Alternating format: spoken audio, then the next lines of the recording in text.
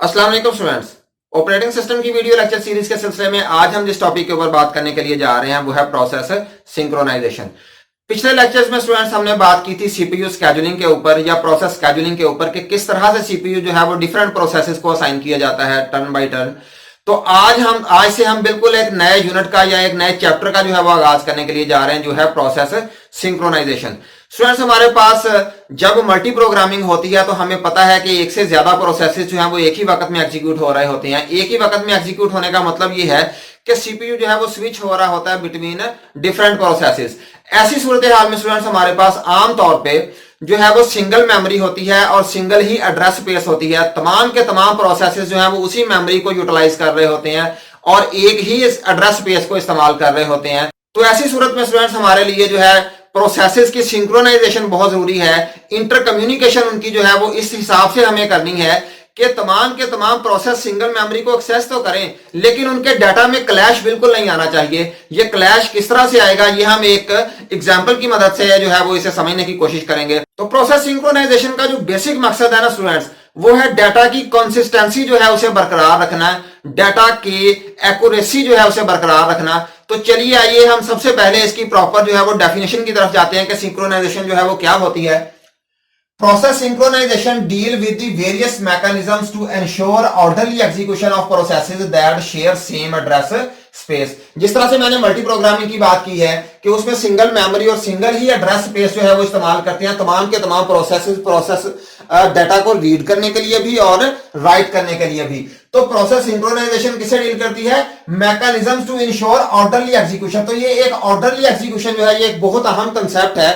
असल में ये तरतीब है प्रोसेसेस की कि हमने जिस तरतीब से प्रोसेसेस को मेमोरी को एक्सेस करने देना है उस तरतीब को हमने सिंक्रोनाइज करना है बिटवीन तमाम के तमाम प्रोसेसेस के हर प्रोसेस जो है वो मेमोरी को एक्सेस तो कर सके लेकिन एक वक्त में सिर्फ एक ही प्रोसेस जो है वो उस हिस्से को एक्सेस करे जो कि क्रिटिकल है।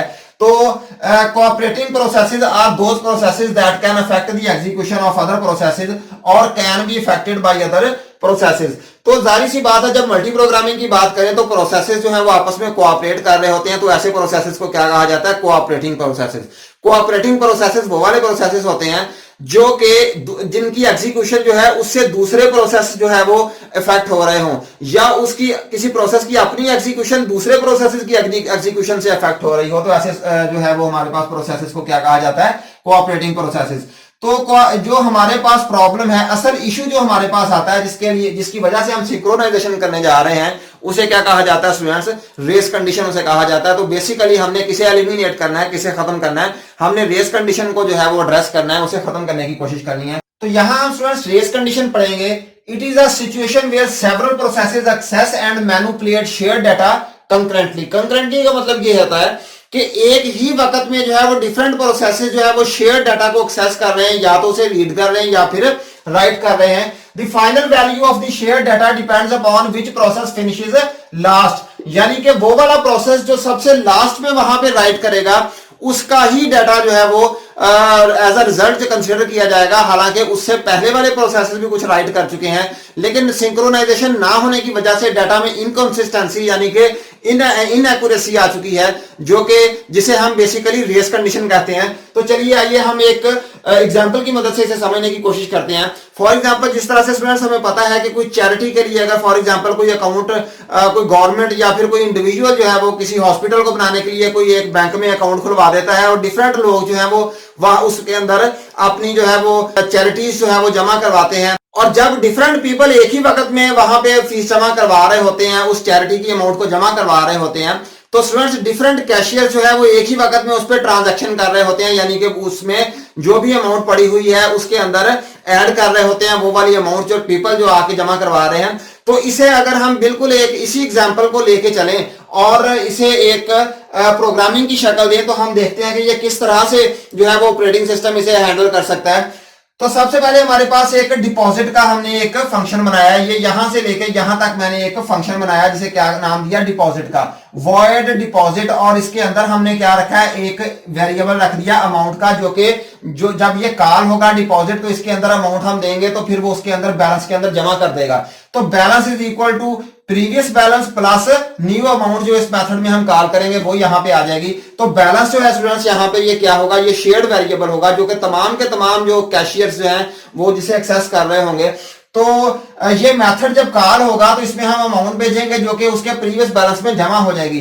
लेकिन अगर फॉर एग्जांपल इस डिपॉजिट वाले मेथड को प्रॉपर्ली सिंक्रोनाइजेशन के जरिए से इसे मैनेज ना किया जाए, इसे सिंक्रोनाइजेशन प्रिमिटिव्स के जरिए से मैनेज ना किया जाए, तो हमें एक बहुत ही ऑड सिचुएशन का सामना करना पड़ सकता है। वो किस तरह से स्टूडेंट देखिए कि सबसे पहले हमें दो प्रोसेस है हमारे पास P1 और P2।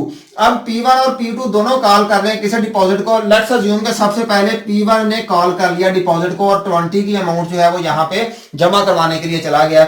अब ये क्या ऑपरेशन करेगा, ये सबसे पहले क्या करेगा कि balance is equal to balance plus amount करेगा।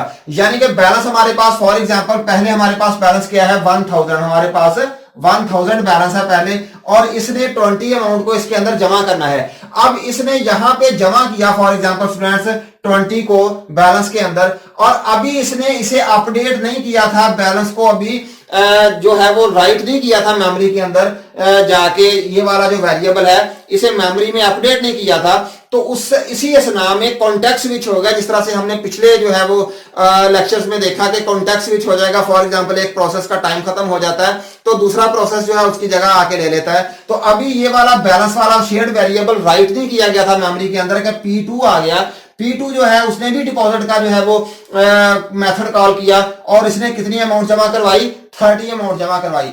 अब इस प्रोसेस ने जो है वो एग्जीक्यूशन अभी कंप्लीट जो है वो नहीं की थी, इसने भी बैलेंस के अंदर जो है वो 30 अमाउंट को जमा किया और इसने भी अभी बैलेंस को राइट नहीं किया था, यानी कि बैलेंस शेयर्ड वेरिएबल है, मेमोरी में से अभी राइट नहीं किया था, कि इसका दोबारा कॉन्टेक्स्ट स्विच हो गया और पिछले प्रोसेस के पास चला गया। पिछले प्रोसेस ने इसने जब एग्जीक्यूट किया हुआ था तो वो क्या था 1020, इसने उसे सेव करवा दिया मेमोरी के अंदर, और सेव करवाने के बाद उसे अपडेट कर दिया और कॉन्टेक्स्ट स्विच दोबारा हो गया। फिर बारी किसकी आ गई, प्रोसेस 2 की। प्रोसेस 2 ने फिर दोबारा जो कॉन्टेक्स्ट स्विच के टाइम पे उसका जो स्टेटस था, उसके पास कितना था, बैलेंस कितना था उस वक्त 1030 था उसका, और उसने 10,000 और 30 को जो है वो अपडेट कर दिया मेमोरी के अंदर। तो हुआ क्या कि प्रोसेस 1 जो है उसने 120 को अपडेट कर दिया और प्रोसेस 2 ने 1030 को अपडेट कर दिया।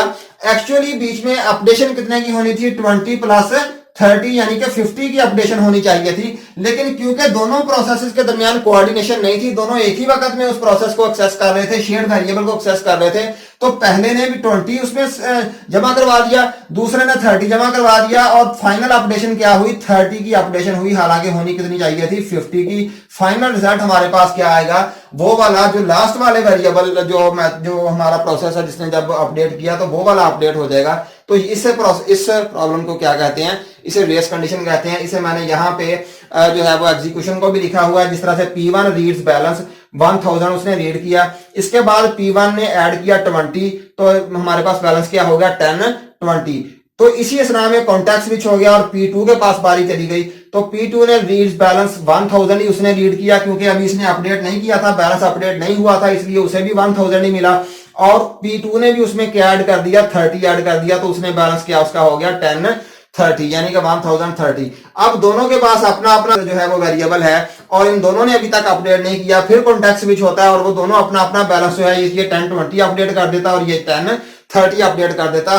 हालांकि होना ऐसे चाहिए था कि जब ये अपडेट करके 1020 कर दे तो P2 उसके बाद एक्सेस करे और वो अपना 30 ऐड करे और हमारे पास बैलेंस क्या हो जाए 1050। लेकिन अनफॉर्चुनेटली ऐसा हुआ नहीं और हमारी जो अकाउंट है उसमें इनकरेक्ट जो है वो अमाउंट जो है वो डिपॉजिट हुई और डाटा हमारा क्या हो गया, इनकंसिस्टेंट। उम्मीद करता हूं स्टूडेंट आपको रेस कंडीशन को आपने अच्छी तरह से समझा होगा और आपने अंडरस्टैंड भी कर लिया होगा। इंशाल्लाह नेक्स्ट लेक्चर में हम रेस कंडीशन को जो है वो खत्म करने के लिए जो डिफरेंट मैकेनिज्म है हमारे पास उनकी बात करेंगे। तो तब तक के लिए अल्लाह हाफिज।